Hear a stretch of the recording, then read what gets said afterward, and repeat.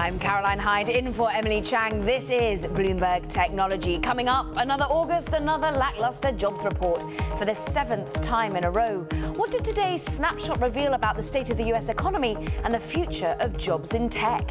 We'll get the big picture from a top Google and eBay recruiter. Plus, the Dara Khosrowshahi regime officially begins Tuesday. But is the board truly behind Uber's new direction and the new man behind the wheel? We'll get answers from an early investor. And after not one but two Bloomberg scoops on Apple's most significant launch event to date, the beginning of a new era for Whole Foods and Uber finally naming Travis Kalanick's successor, we'll run through the biggest stories this week in tech. But first, some breaking news for you. Roku is filing for an initial public offering, registering right now for at least $100 million. Details just coming across the Bloomberg. Their company also discloses revenue of $200 million for the 6 months ended June 30th, and they intend to list on the NASDAQ. We'll have more details as we get them. It's been reported that they could seek a valuation of as much as $1 billion for the streaming device maker. Now, let's get to the latest jobs report out of the United States for you. Job growth slowed in August with a lower than projected 156,000 jobs, with the unemployment rate ticking up to 4.4%. Now, the data was less positive than other recent months, with momentum slowing in a few sectors. This at a time when the U.S. labor force is under closer scrutiny than usual because of, well, President Trump's America First hiring agenda. Joining us now to discuss is Rishon Blumberg. He is co-founder in 10X Management, a recruitment firm that hires the likes of Google, the likes of eBay. Rishon, great to have you on as ever. And talk to us about these numbers. We're seeing sluggishness, unsurprising for the month of August, it would seem. But what did you see in your area in technology? So, technology remains to be strong. I think overall, the thing that I'm taking away from this report is that the unemployment rate is still very low, which is great. The thing that's sort of behind those numbers that's a little bit more concerning is that wages are really stagnant. So we see the wage rate at 2.5%, which I think is still above inflation, but it's below where the housing market's at. So I think our employees are losing a little bit as wages stagnate. Yeah, and this is productivity seems to not be going very fast anywhere. We saw wage gains of just 0.1% on a month-on-month basis. But interestingly, you're talking now of an imminent and massive job loss crisis due to automation and AI. I wonder, are we already seeing this in the numbers? Is that why wage inflation isn't going anywhere, because of the threat of a robot taking your job? Or wouldn't we be seeing more productivity? Yeah, no, I think you're absolutely right. I think that is sort of baked into these numbers. The fact that that rate is so low, and also that the participation rate is only 62.9%, which is equivalent to like El Salvador and the Ukraine. So what we're seeing in the market is there just aren't as many people in the labor market in general, and some of that has to do with automation for sure. And we've launched this website called The Day After Labor, which is really to focus the best and the brightest minds and lawmakers on really addressing this issue of impending automation job loss that we could see globally, and that will be pretty massive. I don't want to sort of scream that the sky is falling because this isn't today and tomorrow, but this is happening already, and it's going to increase over the next 5 to 10 and 20 years. I mean, Oxford University here in the UK said that about 47%, so what, half of US jobs could eventually be automated in the next 2 decades. When you say massive, what sort of numbers are you talking about? Those kinds of numbers. I mean, those are huge, unprecedented numbers. That's close to 50% of the workforce being completely eliminated, as in no more jobs for them. So what happens? What do we do to keep people out of poverty? And more importantly, or maybe not more importantly, but equally important, what do people do with all of their time? So really what we're trying to do is just focus attention on this sort of looming huge issue globally.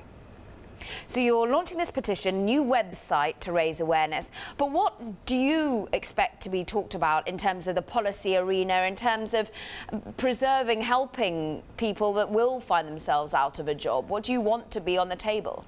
Look, I think that is the million-dollar question, billion-dollar question, is what are some options here? There are a few things that are being talked about. There's universal basic income, which is effectively a base income that everybody would earn to keep them out of poverty. You know, those are some of the negative aspects of job loss due to automation. Some of the positive aspects are the fact that consumer prices will be incredibly low because of the efficiencies that we'll see in the economy. So if we can find a way to keep people at some sort of a base level of earnings, I think quality of life as far as cost of goods and things like that will be reduced significantly due to the efficiencies. The next question is, what do people do? What are we going to have people doing when they're not working? And what about the company's role in all of this? I remember at the beginning of the year there was talk flagged by Bill Gates that we tax the robots. But should companies be coming in and helping those that they're likely to be axing? Yeah, I mean, look, this is a massive problem that is going to have a public and private solution. I do think that governments are going to have to play a massive role here. But yes, I think both companies and charities alike will have to sort of step into the role to fill any gaps that there might be. And I do think there's a responsibility that companies will bear by increasing efficiency and decreasing human labor. Yes, there's going to have to be some sort of contribution and a sort of a system that is just different from what we're used to over the last 100, 150 years. So fascinating call to arms that you're making at 10X, but talk to us about the here and now with 10X management, about what skills are being demanded of you by the likes of Google, eBay, the tech giants that you serve, and perhaps where people might be wanting to go into to protect themselves from this mass unemployment that you envisage. Yeah, I mean, look, one area that I think is going to continue to be robust is definitely going to be tech, because we currently have fewer tech specialists than there are tech needs, both domestically and abroad. So as long as you are focused on STEM education and retraining for technology positions, I think we're going to see that market continue to be strong for the long term. And right now, I think we're finding that it's much like the economy right now. Tech needs are very robust because there's just a supply and demand imbalance in that sector. Rishon Blumberg, always great to get your opinion. Thank you very much. Co-founder of 10X Management. Great to have you joining us. Now, the White House has announced that President Trump will make a decision about the Deferred Action for Childhood Arrivals program, known as DACA, next week. Now, the program allows people who entered the United States illegally as children to apply for renewable 2-year work permits that shield them from deportation. The news comes as hundreds of business leaders, including tech titans Tim Cook and Jeff Bezos, signed an open letter to the president and congressional leadership defending the program. It's a story that we'll discuss later this hour, so do stay tuned. Meanwhile, coming up, just last week, Vanguard and T. Rowe Price reduced their valuations on Uber. But one early investor called the move completely irrelevant. We'll hear from Mitchell Green from Lead Edge Capital next. And Bloomberg Technology is live streaming on Twitter. Check us out. Why don't you at Bloomberg Tech TV weekdays 5 p.m. New York, 2 p.m. San Francisco, 10 p.m. right here in London. This is Bloomberg.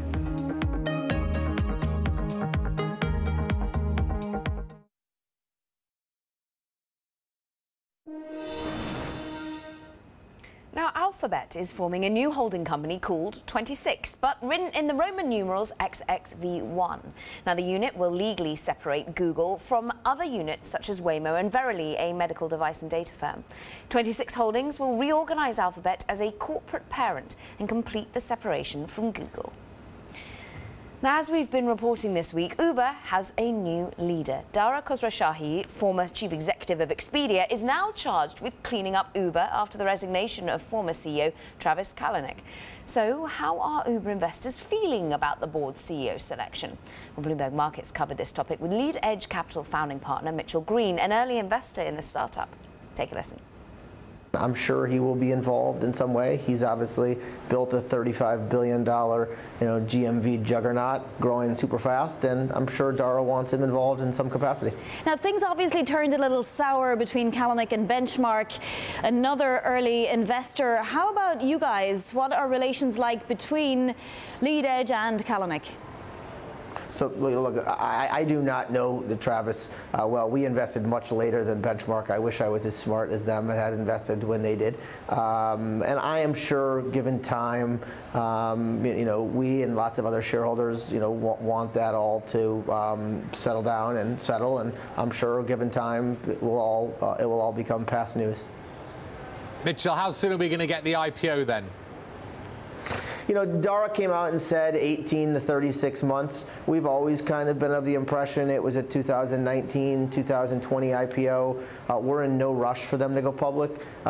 We were a investor in Alibaba Group, first investing in like 2009, 2010, and you know, they were a private company for 15 years almost before they went public. And so we're in no rush. It is nice to see Dara come out though and put a timeline on it. I think that will calm a lot of investor nerves. Mitchell, I mean, this week's all been about, can he do it? What are the challenges he faces? Comparing his challenges at Expedia to what he's going to face at Uber. What's his number 1 and 2 challenge, and what's going to be the most difficult to address? He needs to build here, and I think he will, and I think he has a lot of experience, and I don't think it's probably appreciated as much how similar the global ride-sharing business is and the global OTA travel business is. But the first thing he's got to do is build a world-class team. We have heard from numerous tech executives that he is a great leader, and I think the list is long of people who would love to work with him on this rocket ship. He came out and said he thinks this is an opportunity of a lifetime. So I think, one, he needs to build out the leadership team, which he will. It'll just take time. And 2, he needs to, I think, figure out his international strategy. Does he do more deals in other areas of the world like they did in China or in Russia? And then 3, I think they need to figure out what their long-term, autonomous strategy is. Do they go at it alone? Do they partner with other people? I have no idea, but I think these are things that he's going to be focused on. But I think it's really important to realize how similar the global ride-sharing business is versus the travel, like the travel business. Because if you are Expedia and you're competing in Europe against Booking.com, which is a large majority of Priceline's value in the marketplace, think about it. Priceline may be lowering prices one day in Brussels, raising them in Prague, keeping them flat in Paris, and spiking them because are lowering them dramatically in Barcelona where the weather's bad. That same kind of thing happens in ride sharing, and so I think there's actually a lot of similarities between the two business models. How concerned are you about valuations right now, though, quite apart from even leadership, as much as that plays into it? We saw recently another fund marked down its Uber holding. Are you concerned that perhaps Uber isn't as valuable as it once was?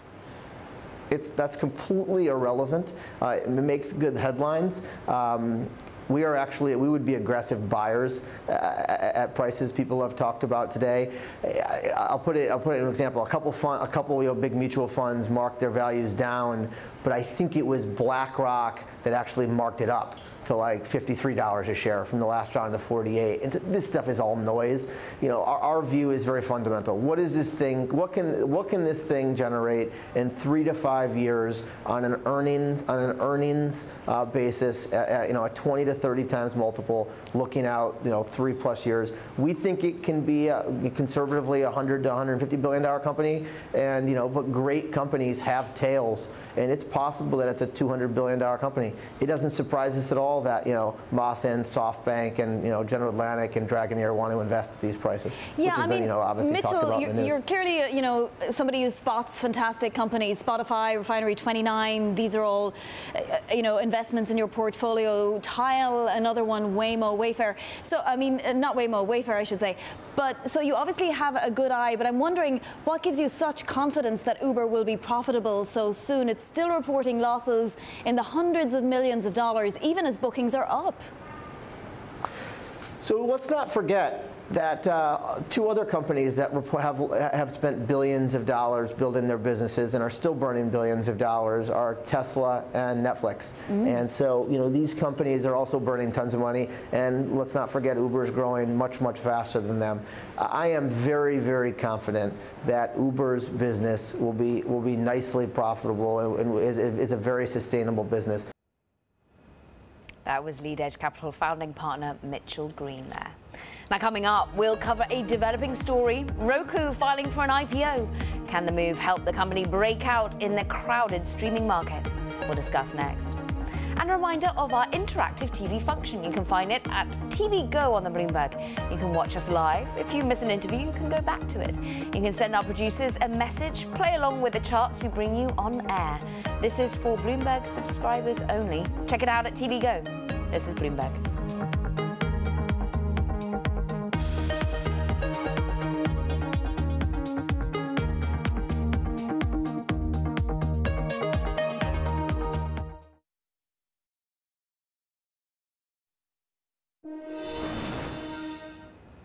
Bitcoin's big year got even bigger today. The top name in cryptocurrencies crossed $4,800 for the first time ever. That means that since the start of the year, Bitcoin's value has jumped more than 350%. And it's not the only cryptocurrency nearing a record high. Its main rival, Ether, climbed to just below $400. The total value of the cryptocurrency market is now at over $175 billion. Now back to our developing story. Roku is filing for an IPO with an initial registration of at least $100 million. Details are just coming in about the latest move for one of the pioneers in streaming media. Let's go now to Los Angeles, where joining us to discuss is Bloomberg's Lucas Shaw. Reports that we could see a valuation of as much as $1 billion. What are you thinking for this streaming particular company? Well, Roku has held up fairly well in a market where it's competing with three of the biggest tech companies in the world, or three of the biggest companies, Apple, Amazon, and Google. You know, Roku came out of Netflix once upon a time. This was a box that they were developing, that they were going to use to deliver their service. But Netflix is all about focus, focus, focus, so they spun this thing out, and it has been one of the earliest in its space and continues to grow. I think there's a report just this week that it is still the largest set-top box in the market.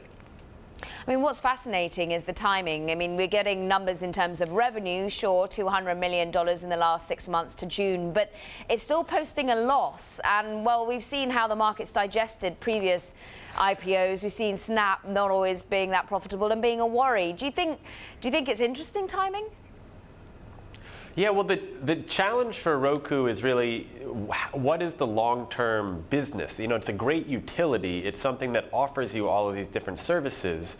And they made a point in their filing of comparing themselves to an MVPD, which is like a Comcast or a DirecTV or pay TV provider. But unlike those companies, which you pay a monthly fee for whatever they're giving you, and then they work out the deals with, you know, CBS, NBC, so on and so forth, there are not a lot of the major players with whom I think Roku is taking like a big fee. You're not paying Roku for your Netflix or your Hulu. So how they're going to be a company that generates a ton of revenue and is profitable is a little bit unclear to me. In terms of the timing, you know, I feel like Roku has been out there as a company that could get bought, sold, go public for a while. You know, having this filing on a Friday before a holiday weekend is also somewhat unusual. You know, we'll wait and see. We will indeed. I want to get your expertise on the streaming in general environment, because we had some pretty stellar numbers coming out of a European juggernaut, none other than Vivendi, which owns Universal Music Group. And it looks as though music streaming is starting to be a cash cow for these music companies. Yeah, Spotify and Apple Music have revived an industry that many had left for dead even just a year or two ago. But we've had the recorded music industry post growth 2 years in a row, which had not happened since the peak of the CD boom. You know, there was a particularly enthusiastic report from Goldman Sachs this week that came out that projected that the industry would, you know, grow to be $30-something billion, and there'd be 700 or 800 million people paying for music come 2030. That may be a bit much. Most of the people I've spoken with this week feel it was excessive. It's an enthusiasm. They're still in the early stages of a recovery, but all signs are pointing in the right direction. You've seen Vivendi post very solid numbers. You've seen Warner Music Group post very solid numbers. And Spotify, though it is still losing money, has just registered incredible growth in consumers and in revenue. I think it's quite amazing, yeah, that growth story being posted by Goldman Sachs and the focus on emerging markets in particular. What's also nicely linking with Roku is not just the streaming, but also the IPO story. And there's still talk of Universal Music Group IPOing in the US. That's something that we're getting a few tidbits on.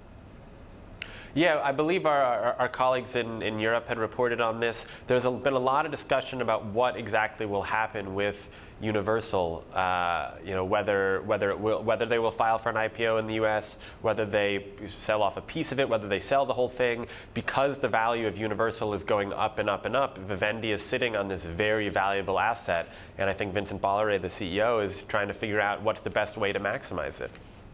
And, I mean, as if we couldn't have yet more streaming news, but there is Tencent Music Entertainment. I mean, it looks as though they're getting some new funding ahead of a potential IPO for their music streaming part of the business. Yeah, well, China is one of the best semi-untold stories in the music business. You know, the amount of money that's being generated from music sales in China has more than doubled in just the past 4 years. It's now more than $200 million.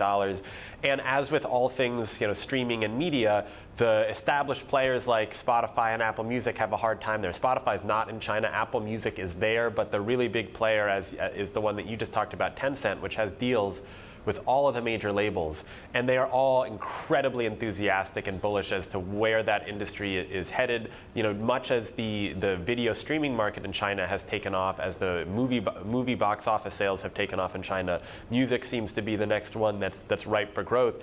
And so you see a company in Tencent seeing an opportunity to get some money for it.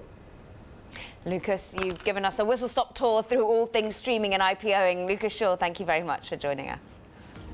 Now, coming up, what's the appetite for Apple's new iPhones? And how does the company know if consumers will be willing to pay up for a 3D camera? We discuss with This Week in Tech. This is Bloomberg.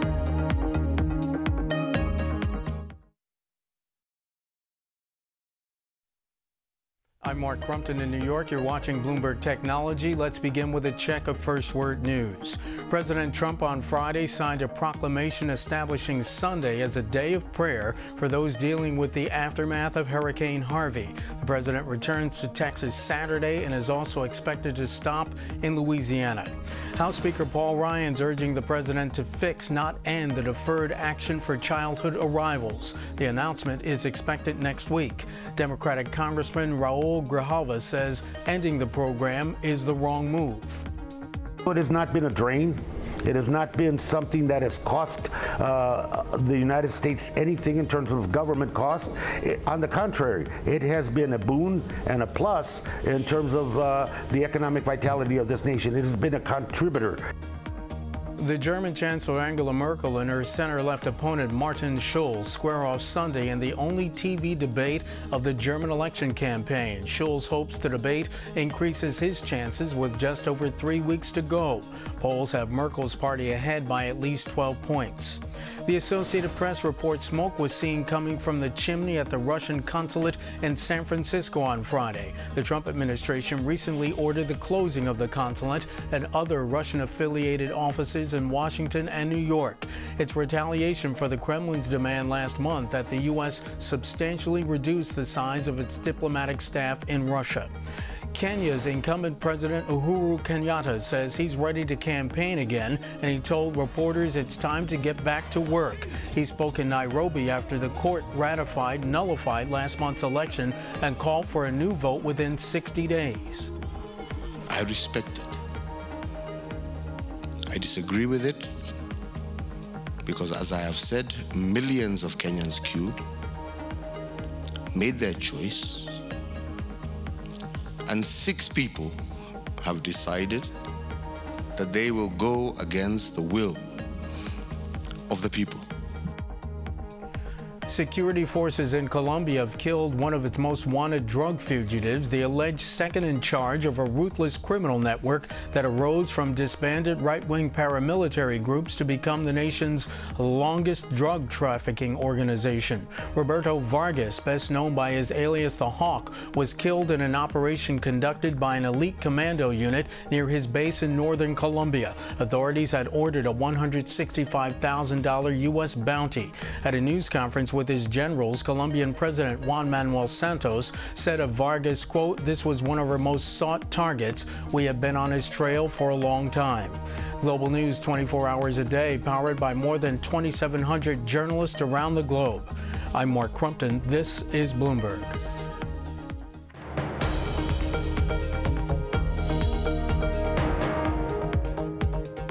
This is Bloomberg Technology. I'm Caroline Hyde. Now, after conducting a CEO search for most of the summer, Uber tapped Expedia's chief executive, Dara Khosrowshahi, to take the helm at the world's biggest startup. Since then, Uber's board put on a show of unity while Khosrowshahi discussed IPO plans. So, is it all smooth sailing after a tumultuous year? We discussed this topic with Bloomberg Technology senior executive editor Brad Stone and with Bloomberg Tech Startups reporter Eric Newcomer as we recapped This Week in Tech. Dara at his all hands earlier in the week, where he put on what Eric just called in his newsletter today a show of unity with former CEO Travis Kalanick. He talked about 18 to 36 months. It's basically like, give us some time, give us some breathing room. And I think he did a good job, at least attempting to close the book on this turbulent chapter in Uber's history, saying, talking about transparency, talking about the values that had gotten them this far and how they weren't going to be able to carry them to the next phase. I mean, Uber, has a lot of baggage it has to resolve, including 2 Justice Department investigations. But so far, I think Dara is off to a pretty good start. Yeah, and Eric, I mean, you are the man who is on this story beat by bit, blow by blow, and talk to us about the unity we saw displayed, but also the infighting that continues, particularly at board level. We had that astonishing letter written by Shevin Pishevar earlier in the week, and how is that being digested by Benchmark Capital versus Travis Kalanick? Right.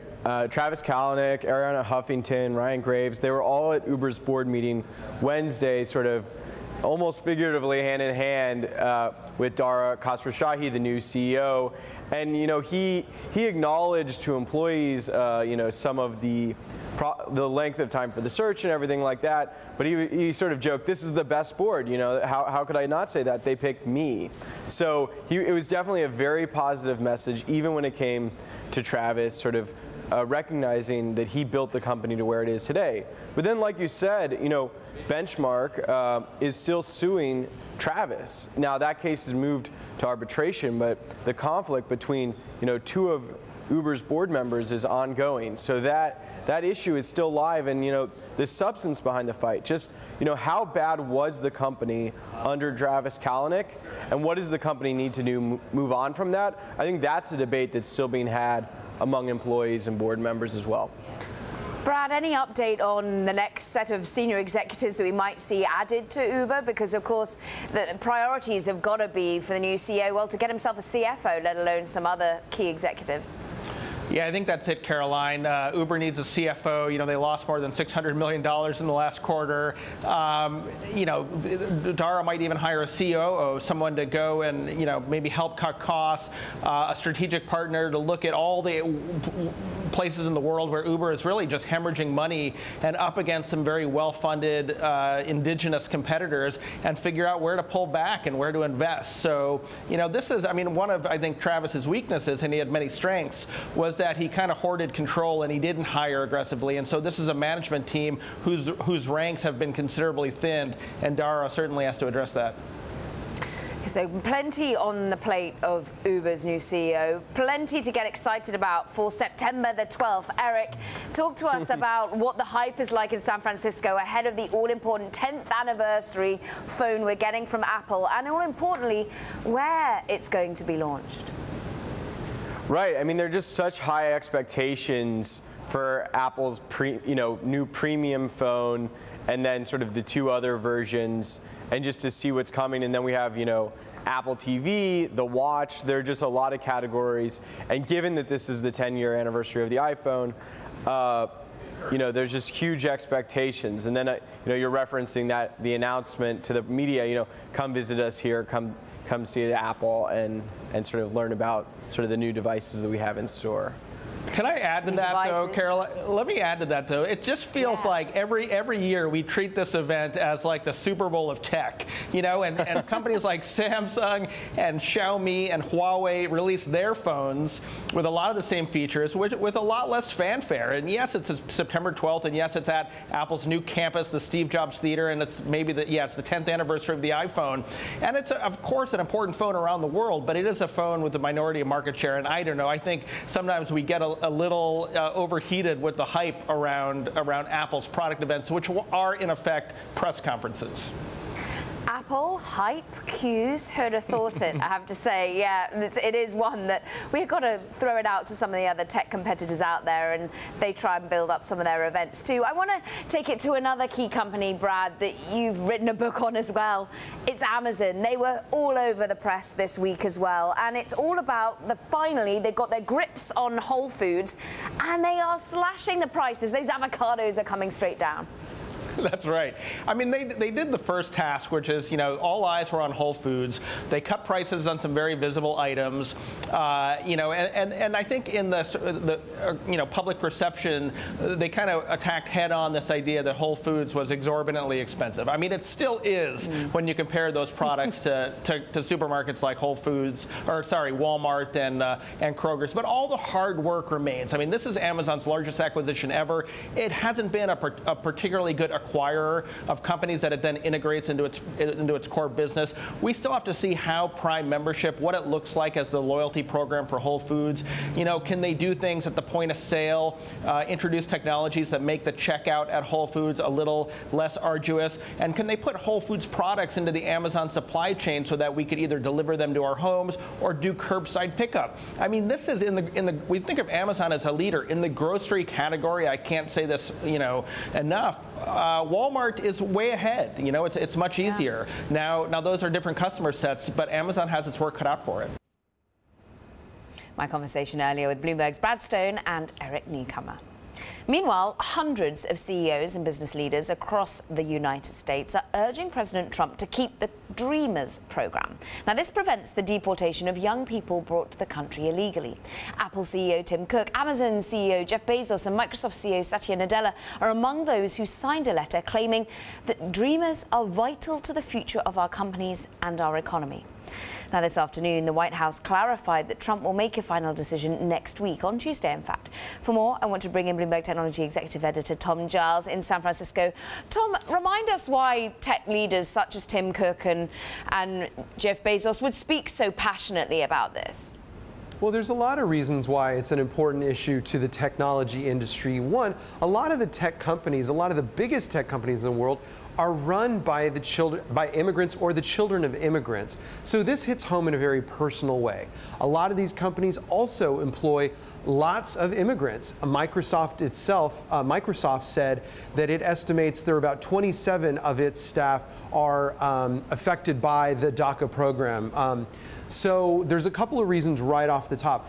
Thirdly, just in terms of the business case for this, they talk about the fact that this would, if this is done away with, this could cost the GDP of this country $460 billion. This would be $26 billion in lost Medicare and tax benefits that are collected from these people. People who come to this country as young children, grow up, become part of the education program, they join the workforce, they're buying homes, cars, they're starting businesses. That's the argument of these business leaders who are very vociferously trying to get the Trump administration to back down. I mean, 350 of them signing, Tom. It's quite amazing.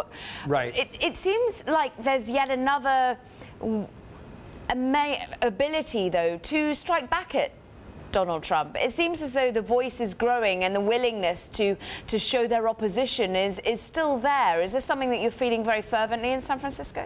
Well, definitely. I mean, you saw more and more people. Intel was one of the earliest in this most recent wave to jump off one of the councils. Ultimately, those were disbanded. One, they voted to disband it. Trump came in and disbanded before it could the final stages. But clearly, corporate America is losing patience with Donald Trump or his policies in particular. And they're more willing to be vocal about it. Now, the question is, do they have less leverage given that they're not on the councils? They don't have that proverbial seat at the table that you keep hearing about. And Trump, of course, to respond Tuesday, we understand. That's right. I mean, this is an administration that's gone back and forth about where he stands on the Dreamers, the so-called Dreamers. Early on there was criticism during the campaign. Later there was a bit of a softer stance. We're going to go softer on the Dreamers. And more recently, this speculation that it may be done away with. We understand that once that executives from Microsoft, to name one company, have made a direct appeal to the White House. And we're definitely burning the phone lines to find out who else is doing what to keep this from happening. And if it does happen, what happens then? I mean, can you imagine, you know, cameras in the engineering department of Microsoft or Google, as these people are being hauled off? You know, if it comes to that, Yeah. I'm projecting a very possible scenario. But could you imagine what that looks like for Google, what that looks like for the Trump administration? An emotive subject for sure. Ton Giles, great to get your opinion as ever. Thank you very much, live from San Francisco for us. Now, Apple is shaking up its leadership for Siri. Software head Craig Federighi will now oversee that Apple department. Services chief Eddie Q was in charge of Siri, along with iTunes, Apple Music, Maps and iCloud. Now, he's taken on more responsibility with the addition of video content creation team that may form the basis of a new streaming service for the iPhone maker. Apple is facing increased competition in the voice-activated assistance arena with the likes of Amazon's Echo and Google's Home product. Now coming up, Panasonic unveiled its first hi-fi smart speaker. Why the electronics maker decided to link up with Google for its latest device. That's next, and this is Bloomberg.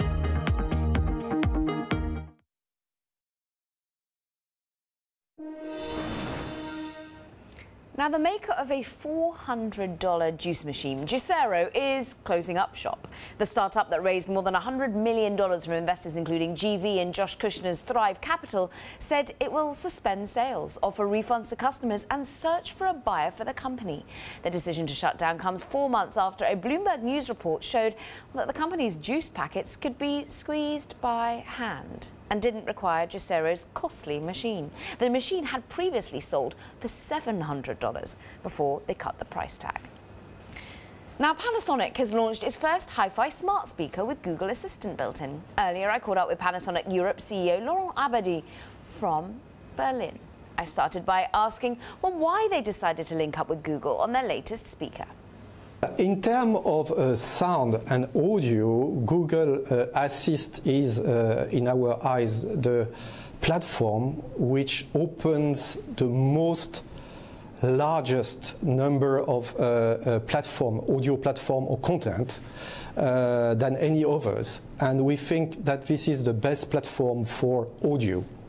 Of course, as a company, we are open to different platforms depending on the target user and the technology. But for audio, we think Google Assist is the best. What about the competition? Because, of course, many could buy the Google Home speaker itself. Why do you think they will go towards Panasonic for the actual hardware? Well, you know, we have a very strong legacy in terms of audio technology, in terms of quality.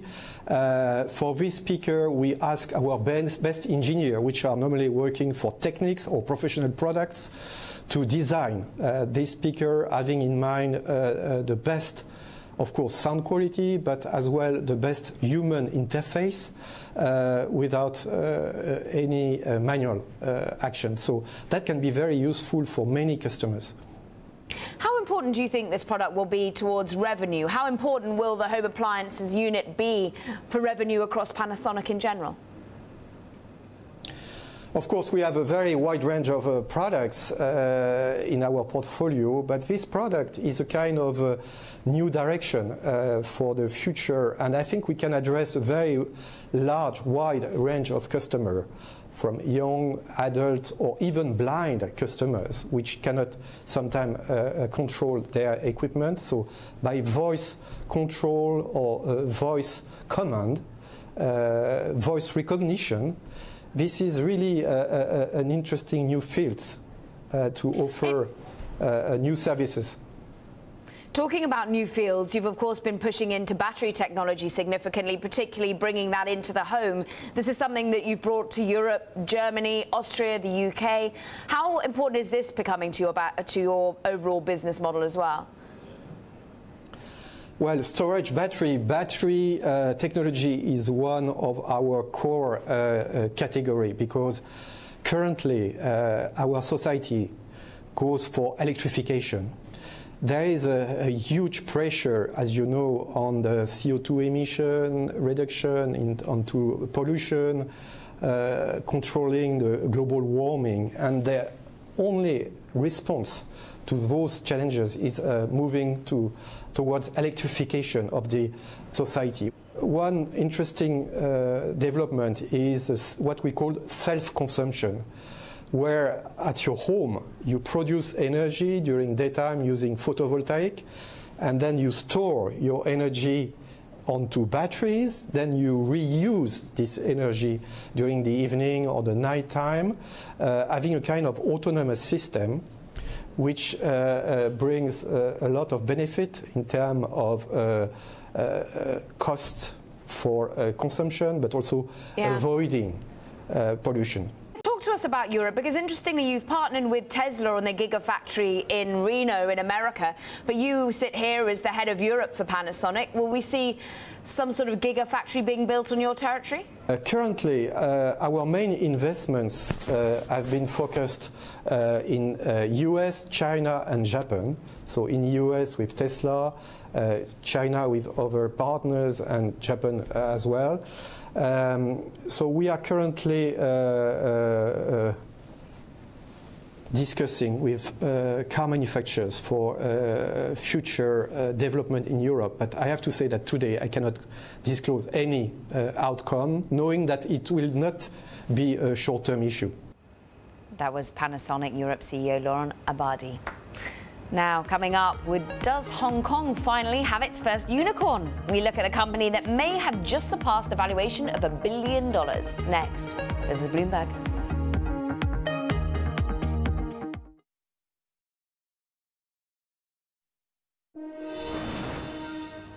Hong Kong officially has its first unicorn. A merger between GoGoVan, it's a Hong Kong startup that's like a blend between Uber and a truck and trailer rental company, U-Haul, and it's merging with Alibaba-backed freight business 58 Suyan. GoGoVan CEO and co-founder Stephen Lam spoke earlier with Bloomberg's Yvonne Man in Hong Kong about, well, what makes this company so valuable. We have a lot of business in China, and we have a lot of synergy by merging with Uber Suyan and 58 Suyan. That we shared a huge driver pool that reached more than 1 million drivers in China, that we can share our customer database, which is from B2B area, and they share their consumer database with us so that we can share one gigantic delivery network within China. That's where we have a lot of synergy, and then the valuation kind of hit 1 billion. Did the company raise any new funds on this merger? We are working on it right now, and we are very excited because you rarely see a company that have a Southeast Asia footprint which is growing really, really fast.